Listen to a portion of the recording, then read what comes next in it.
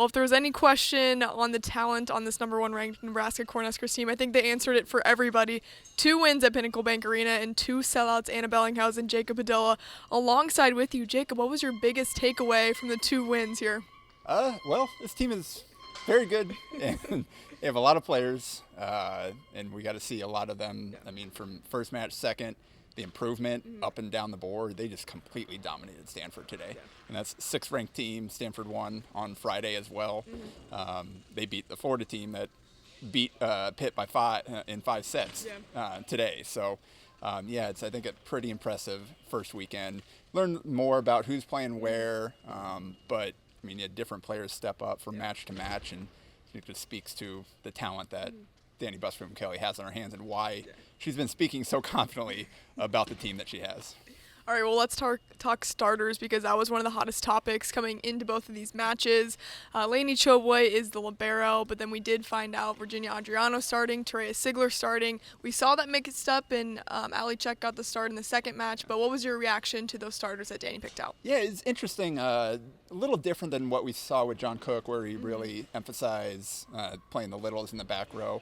The kind of the 2-pin rotation there on the left side with Terea Sigler and Taylor Landfair, I thought worked pretty well. And it's interesting getting the freshmen out there. And I mean, passing was probably what she did best for her position as a prospect coming into the program. So it's kind of a good way to get her out there while also still using Taylor Landfair's block. And she had some moments where you saw the old Taylor Landfair as an attacker.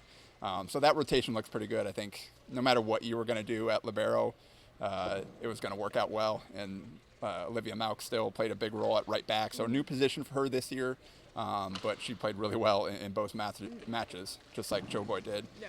And then we saw the opposite rotation there. And basically, Danny Busby-Kelly said, hey, they're both good enough to start. We wanted to get them both start, so that's what we did. Yeah. Not any strategic reasons, not like, oh, we want to match up. No, it's like, they're both good enough, and we feel confident no matter who's out there. And we saw today in the second match against Stanford, Ali Czech, monster performance. Her first start as a Cornhusker out there, 12 kills, led everybody. It's a match with 2 All-American outside hitters, and she led everybody in kills. And that's someone who didn't even start in their first match when they beat the #3 team in the country. So I think, again, that just points to the talent and the depth on this team.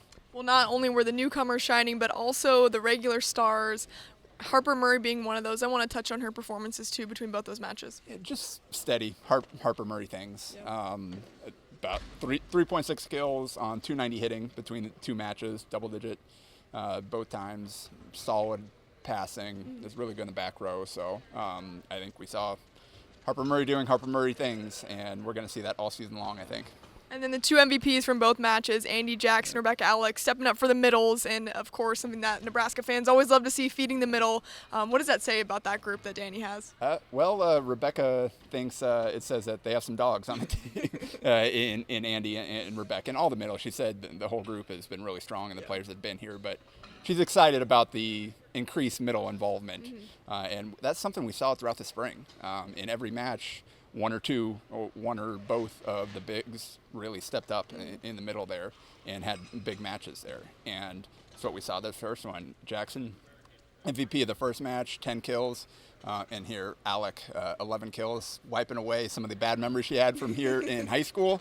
Now she got to celebrate with her brother there in the stands, kind of reverse the roles from the year watching him play here for the Huskers. So just kind of a cool moment there for the Alec family too.